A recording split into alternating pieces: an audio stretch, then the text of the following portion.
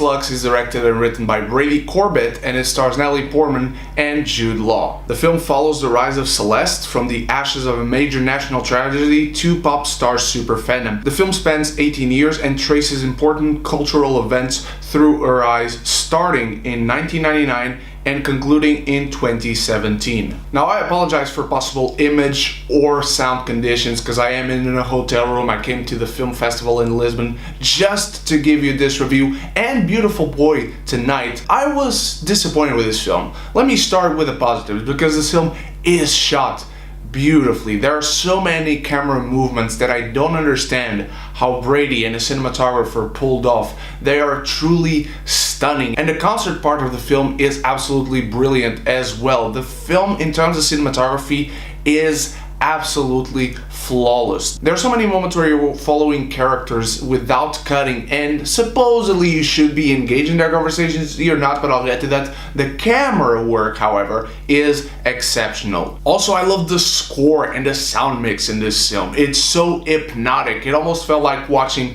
well, another Natalie Portman movie, Black Swan, where you just get caught and get to sink into the story, and just everything feels important in here. In terms of sound, you absolutely feel like the filmmakers are getting your attention pointed in a certain direction, and they do that really well. And the performances were good all around. I have nothing to complain in terms of Natalie Portman, Jude Law, or anyone else's acting. Raffey Cassidy, who plays the young version of Natalie Portman, and someone else who I will not spoil, is really good in the film. They're all great in the film in terms of their performance. I was just never interested in the characters, to be honest. I never got to be in this story. The film is part social political commentary, part satire, but you never really get to dive deep into it. The film feels like Brady presents you this situation and, oh, isn't the world a fucked up place? And you're like, yeah, I know it is. What do you have to say about it? And he doesn't really say anything necessarily. He shows you what you already know, and through the gaze that he captures it, it's kind of interesting. I'm not going to say I've seen it before. I'm not going to say it's absolutely original what he is trying to do through his social and political commentary and through the satire, which honestly there isn't much of. He gives this look into a pop star's rise and how they kind of sometimes feel like they're gods and they're deities and they're absolutely divine and perfect.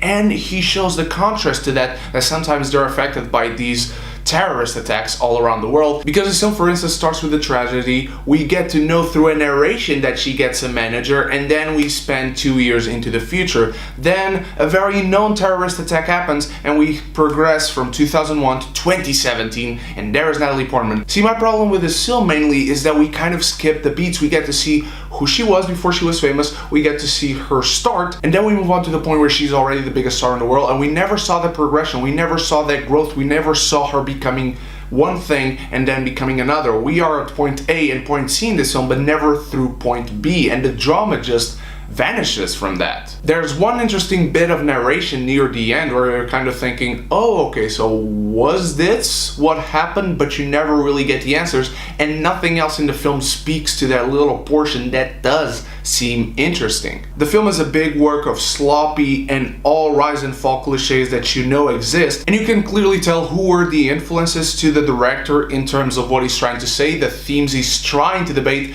and who he tried to capture in the character of Natalie Portman in this film. But he doesn't really kick it into high gear, or that he can handle these awe-inspiring set pieces that are pure spectacle. The film feels like it's in this constant build to something, and then it doesn't really achieve anything. The last scene of the film feels like it's yet building to something, and you never get to see what that something is. I enjoyed how the film looked, I enjoyed the portrayal of the characters, I just didn't enjoy the characters and could never get into the story. I'm going to give Vox Lux a C.